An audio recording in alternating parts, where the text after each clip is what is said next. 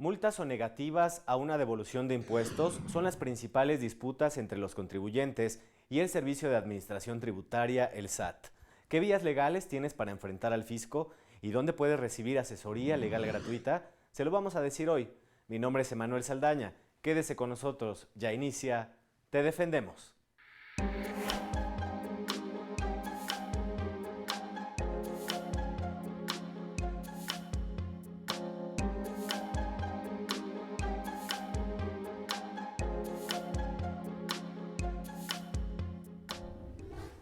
Hoy nos acompaña en el estudio el licenciado Luis Alfredo Barajas Arguín, asesor jurídico federal. Bienvenido nuevamente a este espacio, licenciado. Muchas gracias nuevamente por invitarme. Pues hoy vamos a abordar medios de defensa que tenemos los ciudadanos ante el fisco federal, pero antes, para comenzar esta charla, ¿nos podría explicar cuáles son las atribuciones del Poder Legislativo y las facultades que tiene la Administración Tributaria en la recaudación de contribuciones? Sí, bueno, principalmente el Poder Legislativo, su trabajo consiste en legislar en materia de contribuciones, ¿sí? Es decir, en dictar o emitir leyes que tengan que ver con la recaudación de las contribuciones, ¿sí? Y el Poder Ejecutivo, a través, en este caso, de la Secretaría de Hacienda y Crédito Público y de sus órganos desconcentrados, como es el Servicio de Administración Tributaria, tiene la atribución de, con la legislación previamente emitida por el Congreso o el Poder Legislativo, de ejecutar, cobrar, auditar, liquidar esas contribuciones. Es decir, en resumen, cobrar esas contribuciones. ¿Cuál es la facultad fiscalizadora que tiene el SAT? A través de esta facultad puede verificar las contribuciones de los ciudadanos y cómo lo hace.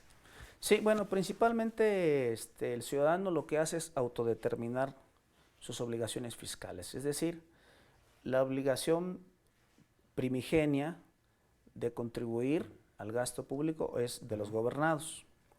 Lo que hace el órgano fiscalizador es verificar que los ciudadanos cumplan con esa autodeterminación adecuada o debidamente. Para ello ejerce sus facultades de comprobación, es decir, hace verificaciones, hace auditorías, hace revisiones de los impuestos o de las contribuciones en general que los particulares, los administrados o los gobernados previamente se hayan autodeterminado. Básicamente es eso. Los procesos que tiene para verificar el SAT las contribuciones, ¿se hacen regularmente o cuando detecta alguna irregularidad? Generalmente permanentemente están ejercitando sus facultades de comprobación. Obviamente no lo hace en cualquier circunstancia. Principalmente cuando detecta alguna cuestión que le da pauta para considerar que pudiera existir alguna omisión o una indebida determinación en las obligaciones fiscales de los gobernados o de los contribuyentes. Es donde, digamos, principalmente se alerta el fisco federal para realizar sus facultades de comprobación. Esto no implica que esté limitado o autolimitándose para realizar dichas facultades de comprobación, ¿verdad? Lo que sí está obligado a hacerlo es cumpliendo con requisitos mínimos de procedimiento, respetando los derechos humanos esenciales de los gobernados, ¿sí? Es decir, basándose en una ley expedida con anterioridad al hecho y determinando las obligaciones fiscales conforme a la época en que éstas se causaron. Ahora, ¿qué pasa si el SAT encuentra una irregularidad en las contribuciones? ¿Qué sanciones contempla la ley? Sí, bueno, como comentamos hace ratito, para que detecte esa irregularidad tiene que iniciar sus facultades de comprobación. Una vez que inicia sus facultades de comprobación, tiene que emitir una determinación o una resolución. En el Inter, el gobernado tiene la posibilidad de regularizar esa situación antes de que las autoridades fiscales emitan una resolución definitiva. Pero en el caso de que no lo regularizara en el Inter, el fisco federal puede liquidar, es decir, emitir una resolución en donde determine de manera correcta cuáles son las contribuciones que tenía que haber pagado el contribuyente. Nada más que el problema para el contribuyente será que en ese caso seguramente habrá sanciones, ¿verdad? Es decir, no tan solo tendrá que pagar correctamente sus impuestos, sino que además el fisco federal estará en la posibilidad de cobrarle un concepto o dos conceptos, que es uno que se llama actualización y otro que se llama recargos. Los recargos son como una sanción y la actualización es por el transcurso del tiempo, ¿sí? Entre la fecha en que tenía que haber pagado sus impuestos y la fecha en que realmente los pague, para que no pierda su poder adquisitivo, en resumen, esa cantidad líquida o de dinero traducida en contribuciones que tenía que pagar el contribuyente o el administrado o el gobernado, el particular, como se le quiera llamar, sea persona física o moral. ¿Las sanciones son igual para personas físicas y personas morales? Sí, en esencia son iguales. Lo que hace diferente es el tipo de obligaciones. Y derivado de esto, ¿cuáles son las controversias más comunes entre la administración tributaria y los ciudadanos? Sí, pues básicamente diferencias en el pago de impuestos sobre la renta, así se le denomina, que no son otra cosa que las utilidades después de deducciones autorizadas por la propia ley del impuesto sobre la renta, sobre los que se pague el impuesto sobre la renta. Básicamente son esos. También se ven diferencias en materia aduanera, diferencias en el, por ejemplo, en la digamos, información íntegra que debe de proporcionar el contribuyente, o bien también existen controversias por no cumplir con sus obligaciones relativas al registro federal de contribuyentes a tiempo, por no presentar sus declaraciones a tiempo, y todo eso implica sanciones que se traducen a través de multas, es decir, le aplica multas. Y eso también es muy común que suceda, ¿no? Muy bien, pues es momento de hacer una pausa. Al regresar ya abordaremos precisamente cuáles son los medios de defensa que tenemos ante el fisco federal. No le cambie, regresamos.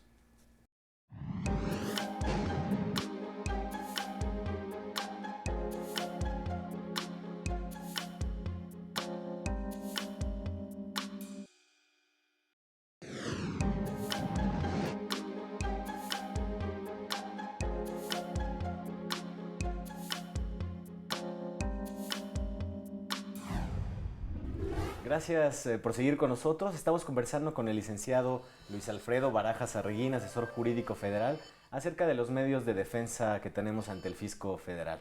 Licenciado, ¿ahora qué derechos se pueden ver vulnerados cuando hay una controversia entre el SAT y los ciudadanos?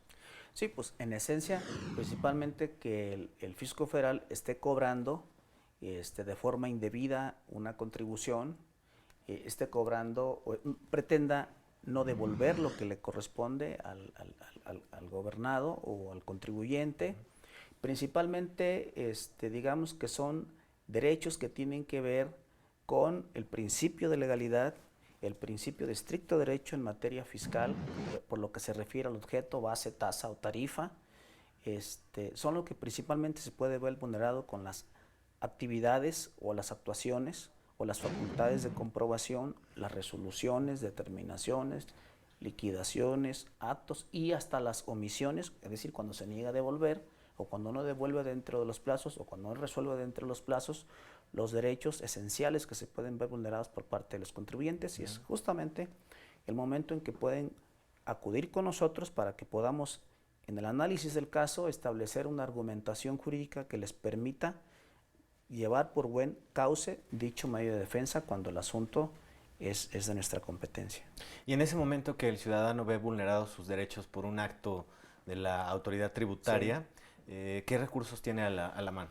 Tiene a su alcance lo que se denomina medios de defensa ordinarios, y también extraordinarios, y medios de defensa que se consideran en estricto sensu como alternativas, no tanto de defensa de estricto derecho, sino de tipo discrecional, que en este caso la misma regulación tributaria contempla, ¿sí? Los medios de defensa ordinarios podríamos considerar que es el recurso de revocación, el juicio contencioso administrativo, y los extraordinarios pues son el juicio de amparo. ¿Y en qué consiste esto que menciona la defensa de tipo discrecional?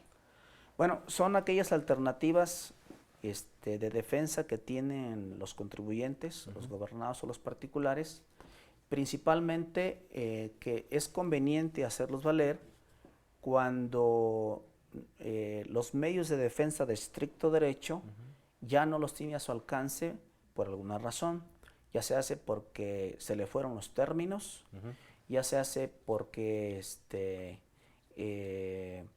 resulte ser que a través de alguna alternativa de defensa se resuelva el problema, ya se hace porque no pierde la oportunidad de poderse defender con posterioridad, y resulta ser que la alternativa de defensa es justamente eso, o sea, una opción que tiene a su alcance para resolver el problema antes, sin necesidad de acudir a los tribunales. ¿Nos podría dar un ejemplo de una controversia entre el SAT y un ciudadano? Sí, bueno, controversia en estricto sensu pudiera ser cuando el ciudadano tiene que defenderse a través de un recurso de revocación, porque resulta ser que la autoridad le emitió una resolución que en el argot de las contribuciones se le llama liquidación, es decir, donde determinó el pago de un impuesto, lo que estábamos comentando, por ejemplo, el impuesto sobre la renta por diferencias o bien porque no lo presentó, más aparte multas, más aparte le actualiza, más aparte le cobra recargos. Estamos ahí en este caso frente a una controversia donde el particular tiene la necesidad de hacer valer un medio de defensa, de lo contrario sería muy gravoso para ese particular o para ese gobernado, porque si tiene bienes los pondría en riesgo, ¿sí? Si es que no se defiende y deja pasar los medios de defensa. Ahora bien, existe la posibilidad de que no obstante que se le pasaron los medios de defensa, atendiendo al caso, pudiera ser que, no obstante, tuviera a su alcance una alternativa de defensa que no fuera de estricto derecho, sino de carácter discrecional. Imaginemos la hipótesis de que no se trata de una liquidación, sino simple y sencillamente de una multa, ¿verdad?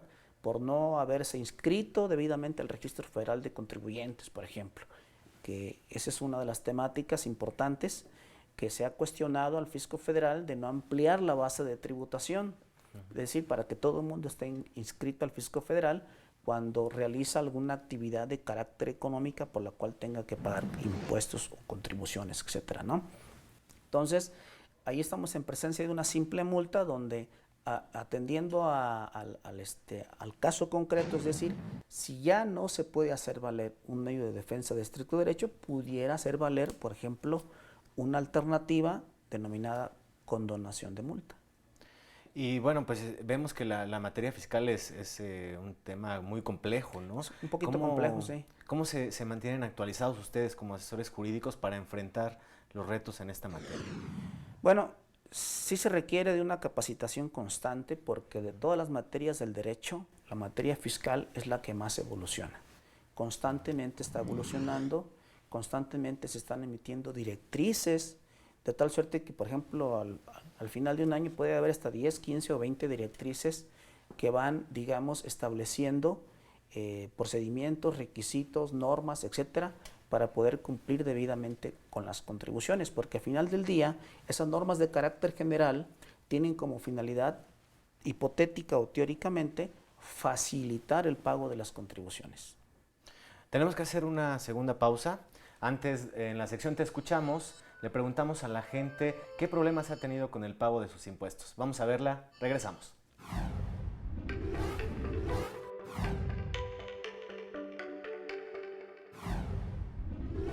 Me parece que los impuestos son muy importantes como para poder redistribuir la riqueza y digamos que se puedan crear como servicios o mejorar pues la infraestructura. Pero en general digamos están como muy mal utilizados. Pues sí, yo creo que sí es una obligación como mexicanos cumplir con los impuestos. Lo que sé es que luego hay un poco de inquietud en cuanto al uso que se le da a los impuestos, pero yo creo que sí es totalmente necesario. Siempre y cuando se vean los impuestos pagados, ¿verdad? Esa es la importancia. Pagamos para que se vean. en todos los servicios que todos conocemos, carreteras, escuelas, todo, servicio público en general. Para eso es importante. Pues dependiendo, ¿no? Porque pues a veces vemos muchas cosas como estas que están en abandono y pues no hace nada la autoridad para mejorarlas. Pues en muy pocas cosas, yo creo que son muy deficientes donde se ve reflejado. A lo mejor pues sí nos ayudan en las becas y eso, pero pues no es la gran cosa. Tú ves que diste de más o que tienen de más, entonces tú le pides, pues es tu derecho, de que regrésame impuestos, regrésame lo que corresponde y tú te quedas con lo que corresponde. Estoy de acuerdo en que pues tenemos que aportar para el desarrollo del país, pero sí también hay que hacerle ver a la autoridad, o en este caso Hacienda, que pues que no abusen. Yo considero desde mi punto de vista como trabajadora que soy, que es poco perceptible y que faltaría también, además de una encuesta ciudadana, el hecho de presentarnos los proyectos que se han establecido para abarcar esos impuestos, ¿verdad? O sea, que se vea el reflejo de nuestros impuestos sobre esos proyectos.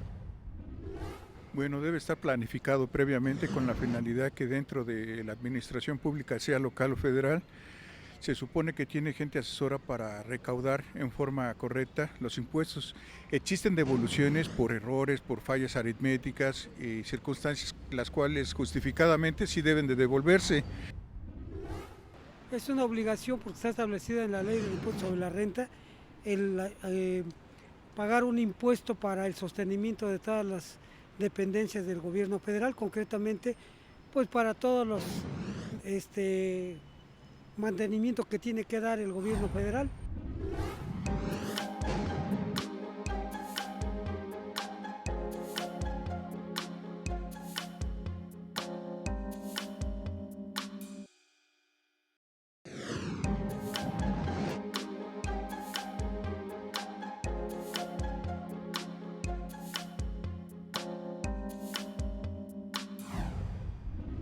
Ya estamos de regreso, ya tenemos algunas llamadas del auditorio en la sección Te Respondemos. Vamos con la primera llamada, es de la señora Cristina Sánchez. Ella se comunica de la colonia Santa María La Ribera. Nos dice que es asalariada y presentó su declaración de impuestos 2017 con saldo a favor y no se lo han devuelto. Ella pregunta qué procede en este caso. Bueno, pues en este caso, como menciona que presentó su declaración de asalariados 2017, estamos hablando que ese se presentó en el mes de abril, acaba de presentar su declaración. Ella tiene la opción de esperar el término, que es un término máximo de 45 días, el que tiene la autoridad para resolverle su solicitud de devolución de impuestos y con base en ello establecer qué es lo que más le conviene. Si hipotéticamente no le devuelven, si le devuelven parte o simplemente se la niegan, ¿no? La autoridad tendrá también 3 meses para resolver su solicitud para resolver su devolución de impuestos, caso en el cual se estima una negativa, como la que hablamos hace rato, negativa ficta, y si no la hemos hablado la abordamos. Y es la negativa ficta es aquella donde se asume que es, en el caso de los medios de defensa en materia fiscal, si no se resuelve en 3 meses se asume que es negativa el medio de defensa que se hizo valer. Entonces, en este caso algo muy similar aplica para su solicitud de devolución de impuestos. Tiene 45 días para hacerle dicha devolución, si obviamente no han transcurrido al día de hoy, por lo tanto no tendría por qué preocuparse. Sin embargo, el Fisco Federal está haciendo las devoluciones de forma inmediata. Habría que ver si ya le devolvieron, si le devolvieron parte nada más, entonces habría que ver también si es viable hacer valer un medio de defensa o no. Muy bien, pues ahí está la respuesta para la señora Cristina Sánchez. Vamos con la siguiente llamada, es del señor Gervasio. Él nos dice que llegando al aeropuerto de la Ciudad de México, procedente de Houston, Texas, en el que estaba de turista, le fueron decomisadas algunas cosas que compró allá, ahí en la aduana, entre ellas una laptop, y él pregunta qué se puede hacer para recuperar sus cosas. Bueno, de entrada, la autoridad aduanera tenía que haberle emitido o tenía que haber practicado un acta de verificación aduanera. 10 días para acreditar la legal importación de esa mercancía. Ahora bien, todo ciudadano que entra por una aduana tiene derecho a traer lo que denominan equipaje personal.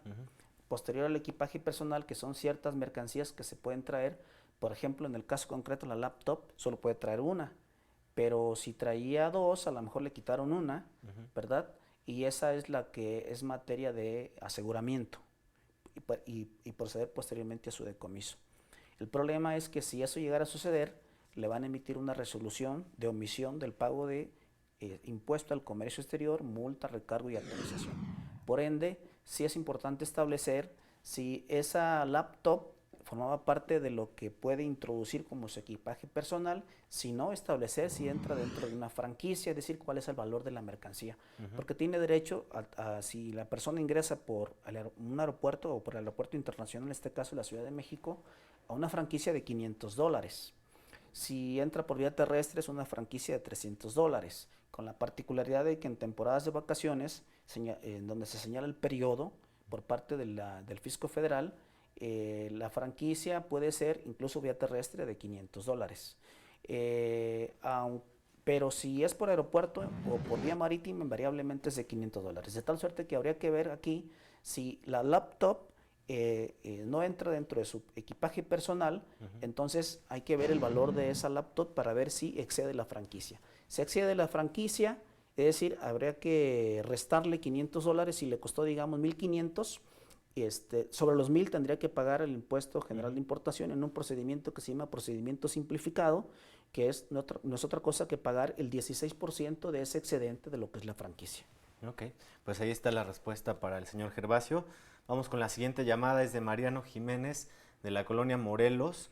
Él nos dice que después de varios años de que le fue decomisado un vehículo americano por la Secretaría de Hacienda en la frontera de Ciudad Juárez, nos dice que en el año 2016 ganó un juicio al acreditar su legal importación. Pues resulta que le dicen que el mismo pues ya no se lo pueden devolver porque pues ya le dieron otro uso. ¿Qué puede hacer ahora para recuperarlo?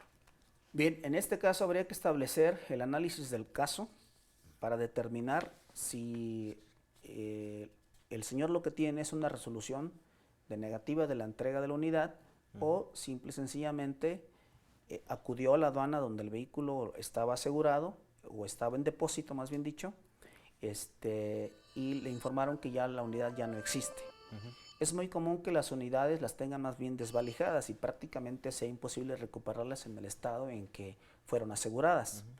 Normalmente se hace un inventario, pero la gente no tiene precaución de que ese inventario, ¿verdad?, se haga en su presencia y vamos, que con el tiempo no le vayan faltando cosas. Pero bueno, en este caso concreto habría que establecer si tiene una resolución. Si no la tiene, entonces tiene 2 años para solicitar la devolución de la unidad, y si esa unidad efectivamente ya no existe, entonces solicitar el resarcimiento económico, que sería un pago equivalente al valor dado por el dictaminador aduanero en un procedimiento que se llama clasificación arancelaria y avalúo. Se nos terminó el tiempo. Agradecemos al licenciado Luis Alfredo Barajas Arreguín a atender las inquietudes del auditorio. Muchas gracias. Al contrario, gracias a ustedes por invitarme. Agradecemos también al equipo de producción y a usted por sintonizarnos. Lo esperamos la próxima semana. Quédese en la señal del Canal Judicial.